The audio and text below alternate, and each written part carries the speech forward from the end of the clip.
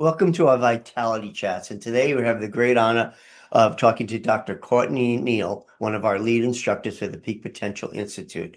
And she has a very extensive bio. And instead of me going through that step by step, what we're going to do is introduce Dr. Neill. And she's going to talk to you a little bit about herself, her role in chiropractic, what has gotten her here, and also what she has done over the last couple of years that has really made a big difference in our profession. Yeah, so let's just start briefly. Courtney, if you just want to introduce yourself and how you got into chiropractic. Sure. So I grew up in Massachusetts, just about 45, 50 minutes north of Marty and Nancy, for perspective. I always had digestive issues growing up. I remember my parents always like putting like a cold cloth on my head, and no one could figure out why my stomach was always hurting me. I had a seizure disorder that was diagnosed probably around age 12. And then as I started to get older, I started to have back pain. When I was in college, my mom was working for a chiropractor down the street from where I lived. And so every summer I would come home and hang out with him in his office because he would adjust me and I would help out. It was kind of like a little like side gig. And a couple things happened. Like one was that my back felt better. That was like the immediate thing that occurred. And then over time, I started to recognize that my digestive system was working better. I wasn't feeling as nauseous as frequently as I was. And the cool thing was that the seizures that I was having just dramatically decreased. And of course the neurologist was like, oh, well, you're just growing out of it. And I know that wasn't it at all. So that was just one of the things that just from a chiropractic perspective really got me curious about what is this? It's not just about back pain. But on top of that, like getting to work behind the desk and help out in the office, I got to observe so many cool things, like just miracles that were happening, small miracles that were happening. But mostly the thing that turned me on to the lifestyle of chiropractic in general was just the connections that were happening. Like people were hugging, there was happy music playing. Like this wasn't a typical job. So I graduated with a degree in marketing and advertising, and I got a desk job, and I was commuting like an hour a day, and my back was hurting once again. So I started to like come back more frequently to the chiropractor. And he was like, hey, like, have you ever considered switching careers? And I was like, haha, no, I just finished my college degree. I'm not doing this again. But it just stuck in the back of my head. And about 6 months into this long commute to Newton from Hamilton, every day, back and forth, and my back hurting in a little cubicle, I was like, this sucks. Screw this. Like, I want to go to chiropractic school. And my friend, Dr. Jerry Gould, he was like, I'm going to Chicago with a couple other chiropractors. Do you want to come? So he took me to Chicago. It was a WLP, a waiting list practice seminar. Sure. I heard James Chestnut speak and my brain was like exploded. Like, he was talking about like a house on fire and like, who you would call if your house was on fire, but who would you like call if you needed to rebuild your house? And it just hit home. It's a very different paradigm. And it's interesting is that oftentimes when we're talking to people in their interviews of how they get it, it's always some courageous person that plants a seed when you don't expect it. So you weren't thinking about being a chiropractor, but just having that physical experience that something happened internally and then someone on the outside gave you an internal stimulus that's kind of planted a seed that then had the opportunity to grow. Because not that the opportunity wasn't always there, it's just someone hadn't opened that door for you yet. So we hear this all the time, these moments of like, oh, it's an aha moment. So, and of course, we know how inspiring chiropractors can be when we gather, and certainly in our offices, it really is a very different paradigm as we really embrace healing and really helping people from that salutogenic approach. So that's awesome, Courtney. So you went to chiropractic school. I mean, what did it take to get there? Was that a hard journey? I mean, I will say there was also some spiritual shift going on with me too. I had myself baptized like the day before I went to chiropractic school. There was a lot going on. So, broke up with a boyfriend, like that sort of thing. Yeah. So it was like this I'm ready to go into this new path, and I was just fully ready to receive what was going to happen. So moved down to Texas I went to Parker. Um, I had a great experience there at the time. Hopefully it still is very philosophical. Um, I just had a great experience there. Like I had so much fun. But then when I came out, I didn't really feel like I knew exactly what I wanted to do. I had I had an associateship when I got back. I had an opportunity to work with a man who practices neurodevelopmental reorganization, so I learned a lot with him. But I kind of just felt like lost in terms of how I wanted to practice, and that unfolded as I had my own kids. Of course. Yeah, that Yeah. does it. Yeah. That changes everything. Yes. Mhm. So your personal journey, of course, reflects your life journey, so having the children, did that put you then a focus on pediatrics, or had you had that focus to begin with? No, because well, I went to get my Webster certification with Jeannie Ohm at Peter and Patty's house. Like that was like back in 2011. And I was pregnant with my first at the time, who ended up being breech. And then I felt like a lot of shame about that. Like I'm a chiropractor. I'm supposed to help women have their babies in optimal position. What is wrong with me? Why is my baby not?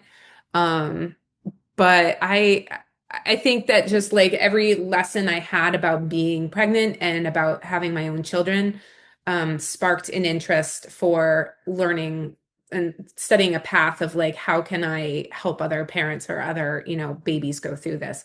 Like, I mean, you guys helped me a lot with Lachlan, my second, and the constant reflux he was having and the tongue ties that grew back and all of that.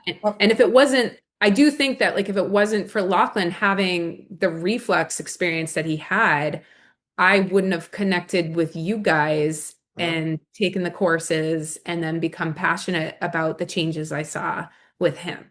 I think life's challenges are, there's two ways to do it. They can bring you down or they can move you forward.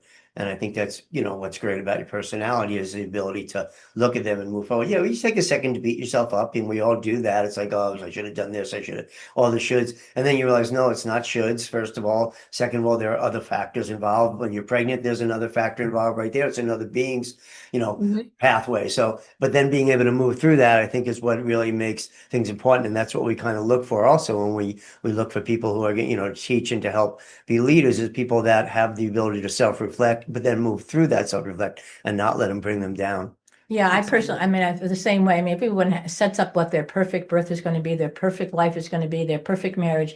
And soon, hopefully soon, right after you make that commitment, you find out that you can't be that. And then you're going to find out what you can be. So certainly, I think it's a wonderful opportunity for you. Like you had these experiences that disappointed you. And then what you did from that is to be able to serve other people so they don't have that experience. And that's really what a leader and what a healer is. So, to have a breech baby, to deliver a breech baby, to therefore be committed for other parents or other mothers not to have that experience is very powerful.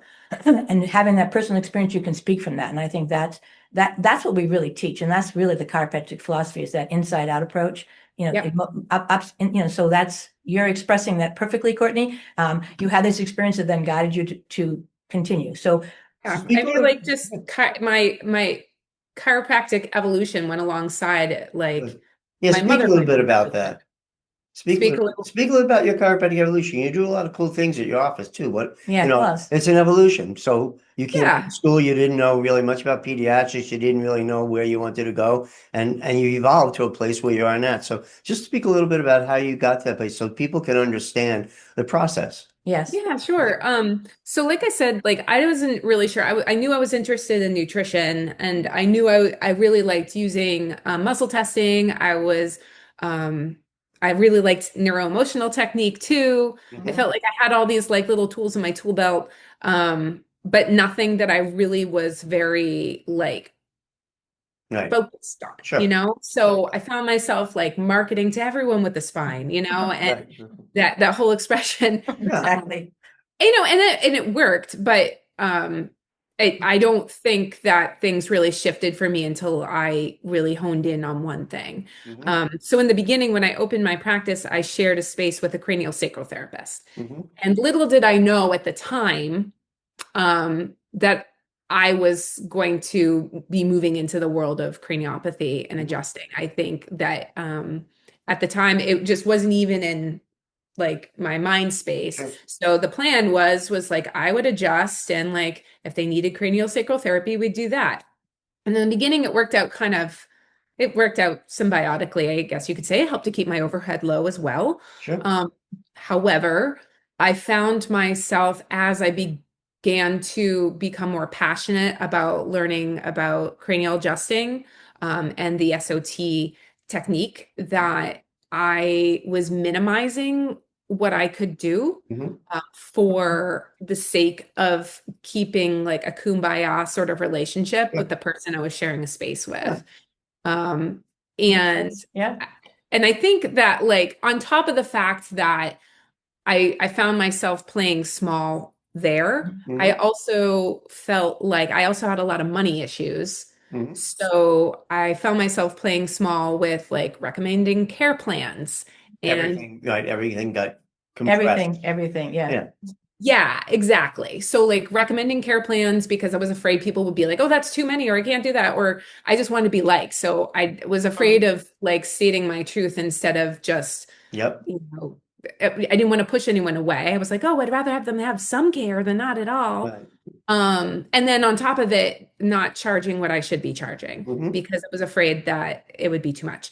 So there was just this one aha moment I had where I was like, why the heck am I playing small? Like now by this point, I've studied my butt off with you guys and, got my CACCP with ICPA. Mhm. And I spent a lot of money and a lot of time and a lot of time Sure. away from my own children. Mhm. Why am I not charging for these children? Like, why Right. am I not shouting to the world, like, what chiropractic can do Mhm. for a child? Like, why am I letting cranial psychotherapy, which is, great, Which is great. Sure. So a but question for you. So Courtney, yeah. just for the people watching that maybe starting out in practice or wherever they are in practice, can you give a little timeline of that evolution? Because we all do that. We all we have our little safety nest and then we broaden it as we are more confident. And we have certainly witnessed this with you. I mean, been part of that journey as you now have this amazing practice in northern Massachusetts. Right. So And I think that, so I just want to kind of hone in of like, so for those people listening about understanding, like if you're opening your own practice or you're just starting out and you are afraid, and those are all really weird, valid. real valid feelings, and we all have gone through them. How do you build that confidence? What does it take? So, and how did that shift for you, and how much time did it take? Well, I always had a little bit of shame, to be honest, about like how long it took me to come around because I see some students come out of school and like 2 years in and they have like, they're seeing just as many patients as I'm seeing now. And they have like and I like, so I have to not go there. But for Okay. me, Right. my path was, and my husband owns his own business. So there was this vying for time, who gets what. But I think that it was an evolution, like I said, through raising my children, probably like 10 years. But Okay. what I think really happened for me was that, like, again, being in the mom community, it gave me an opportunity to like network with moms and not just network with them, but like create connection with these people.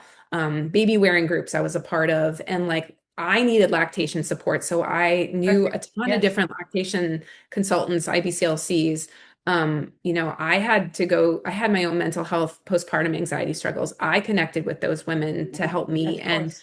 so, and then I never used a doula, but when I was pregnant, while I was practicing at my old practice, when I shared the space with the cranial sacral therapist, I was taking care of a doula and her family. Sure. And it was right around that same time that things were starting to churn for me, like this feeling inside that I kept trying to push down because it seemed too scary to like let it out. Because if I let it out, that means I'd have to completely like Change start. everything. And that was scary. But yet you did that. The two factors, I mean, there are a lot of factors, there are a lot to unwrap there, but the time frame is different because I think for a lot of people, and you're talking about these kids who get out of school and in 2 years they have X, Y, and Z, it's really about focus. So you were focusing in a lot of different ways. You had a lot of different, you were pregnant, like you said, you had a husband who had an own business, you had all this. So You had it's life, about, you had a it's, full life. so it depends on focusing. So looking at that, for people, let's say for getting out of school, I think the thing that we need to look at is, the kind of the hierarchy, like when Maslow talks about the hierarchy, like you were just in a more of a survival place for a longer period of time because there were so many things.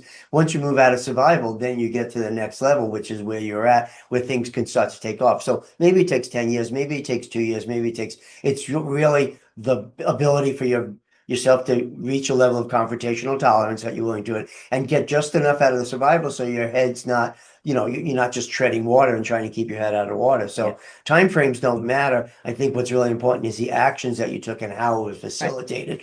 As you started to focus, that's what made the shift for you. As you started to get clear on what you needed and wanted, you were able to bring that forward. And that's a big shift. That's what it is. So if you can do that in school, great. Most people can't. I was going to say it's Thank you. unusual, but I also want to say that how long the journey is. So when we talk to chiropractors who've been in practice like 40 years, like they're not in the same journey. And so the journey is honoring yourself, listening to yourself. And so you have, when you're raising a family and you're having young children and a husband that has his own business and all the other factors in your life, it's balancing them the best way you can. And down the road, when you no longer have children living at home, I will guarantee you the focus will be different. It's just your journey and how it reflects. So you've been on an amazing journey. We have been witnessing of that. We remember when you were the cranial psychotherapy and then the big leap of opening a whole clinic and having this community. Yeah, I Can mean, you speak a little bit of, that collaboration you have? I think that's one of the beautiful things you have. Can you speak a little bit about that? Yeah, so that doula that I was talking about, like I was taking care of her, and she was actually a spinning babies educator. So she approached us and said, "Can I teach classes in your space?" Because we had like a little teaching space. So she started to do that, and then, like I said, it was right around that time that like the things were churning inside me, and she approached me and was like, would you be willing to open up this space? I have this idea. And my first thought, and we joke about this now, is I was like, I don't know, like if I'm doing this over again, I'm doing this by myself. Like I want my own thing. I want autonomy. I don't want to have to ask permission if I want to put something up on the wall. Like I was in that, like, I'm done with people. So she was relentless. And I'm grateful for that because once I kind of wrapped my head around it, I was like, okay, well, these are my boundaries. Like, I would love to open this space with you. I want to have my own chiropractic office separate, like, and then we can have doors that open to this other center that we open together. So that center has 2 lactation consultants, a mental health therapist, which we're expanding to have more because there's such a need for it. A family nutritionist. She does like a lot of gut microbiome testing, specifically with infants. A massage therapist who focuses on, perinatal health. She sees a lot of the OBGYNs and midwives from our local hospital. So they're always coming in the door. Right. I forget who else we have there. I feel like I'm leaving people out. So we have a lot of, and then I have an associate chiropractor at this point.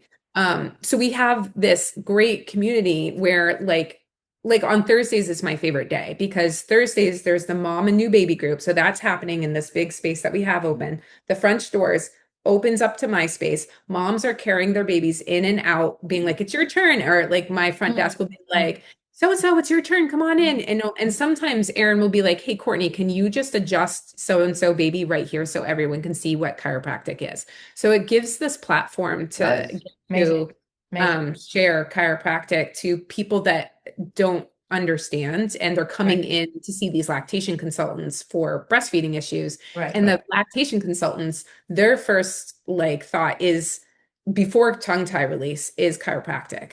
So it's we're on the same page.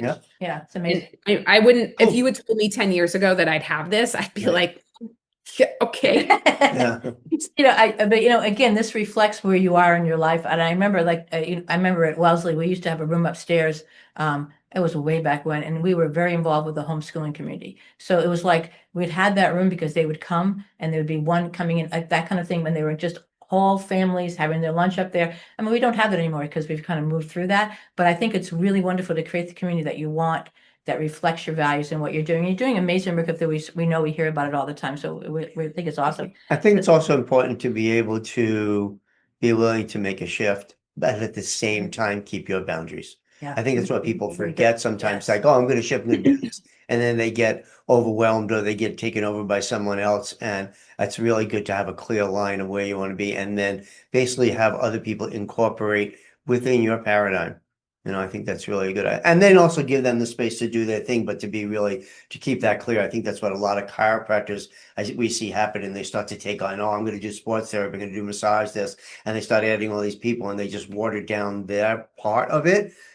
And even with associates, people do that. They'll back out of their practice. They'll have the associates do this stuff, and it changes the whole vibe of the place, and also changes what they really started out to do, which Yeah. be chiropractors. And so yeah, so I think it's kind of I want to kind of wrap this up a little bit, thinking about how you keep yourself motivated to stay. And I know that you study with us a lot, Mhm. and that you are teaching with us, which is of course a factor. But what else, Courtney, keeps you motivated? Maybe you can share some kind of memorable experience or something that keeps things going for you. So for me, I mean, Marty, you were joking about how us women, we like to talk. So Yeah. I like to talk, and I like having the connections with my patients. I mean, that, like I said in the beginning, that was one of the things that made me go, what is this chiropractic world? Like when I witnessed it in the other office, like, why is everyone hugging? Right. Because I like that. And Right. so for me, the laughter, the tears, the trust that people put in me, so that sort of connection keeps me going. Because every day is different. It's not like, oh, I'm gonna go adjust. It's Right. like laughing 1 minute, like, having my hands on as someone's crying the next. And that's the other thing, is like, I've had experiences where, like, I can think of one person just recently, the mom said it to me like 2 or 3 times already, but it was this 20-something-year-old girl who is on the spectrum. She has a couple of she has a couple of things going on. And the mom has said to me on numerous occasions, by the way, her brother started seeing me first because of a major concussion. Right. So she started to kind of like get familiar with like what I was doing, and she decided she wanted to come in. Now, the thing is that she never leaves the house. She never leaves the house. And one time, the first time she came in, and I just connected her with her about like Taylor Swift and stuff like that, and just like earn that rapport and trust. And now, like, this person who the mom says she never leaves the house except to come get adjusted. That's Yeah. It's She's amazing. 23 years old, and that means a lot. And it's Yeah. Of course it not does. like a chiropractic miracle. It's just, But it is. If we But- don't stop and reflect on that, it is. Yeah, you It- think yeah. take the little ones. Bobby Tosha always talks about that too. Yeah. It's the little things that we don't think is a miracle, but that changes people's lives. That's huge. Yes, it is. It changes their life. It changes their family life. It changes their perspective. I mean, you think about it. It's like putting the baby, on tummy time and having them lift their head so they can actually see the world around them. And it's amazing being able to do that. So I think again, that's it's a good point about that, because you just said that, and I've had a similar experience where I would have this little kid and evaluated them, and I said to the parents, started giving reported findings after a couple of weeks of care. I said, well, so and so has not reached the level of objectivity that I thought, and they stopped me right there. You don't understand. We have a different child. Like, you don't understand what it's like at home. We have a different child. I don't care what your objective findings are. So it's the same thing. You got a kid who's 23 years old, doesn't leave the house, is willing to come out. That's step one. That's You have a new no life. idea. That's a new life. It's the pebble in the ocean. You have no idea what that repercussion is going to be later on. Sure.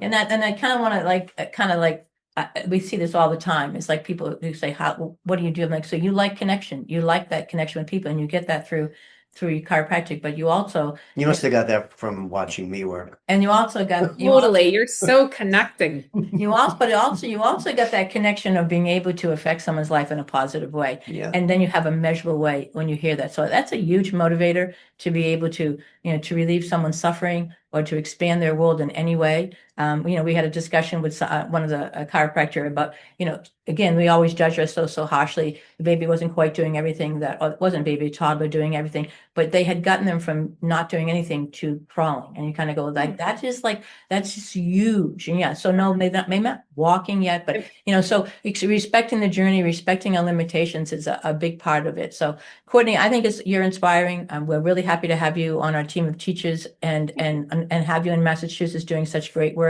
in our state and have confidence in referring people to you. So any little piece of pearl of wisdom you'd like to leave for those people watching, especially maybe young chiropractors who are trying to get through the fucking mire?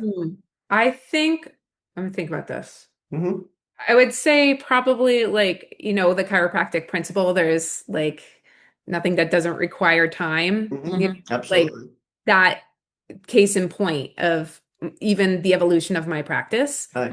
but also just like witnessing patients go down their own path of healing. And it's like, I am such I want to fix it. I want to fix it. I want to fix it. I want to do it right away. And I want to prove to someone that I'm worthy of fixing their problem and that I'm something. And that's not what it's about. It's about like allowing time to do what it needs to do and just being patient through it and recognizing that you're playing a purpose in someone else's life, and like you said. Yeah. Awesome. Cool. Thank you so much, Courtney, thank you for Yes. taking time today to join us. And and then we'll put your information. put some information on about how you contact can get with Courtney, Yes. her email, her office and all that. And if you have any questions, of course, you can send them to Courtney, or if there's anything for us, send them to drmartinrosian@gmail.com. And thanks for joining us on a Vitality Chat tonight. And we'll see you all soon. Take care. Have a great one. Bye-bye. Thank you.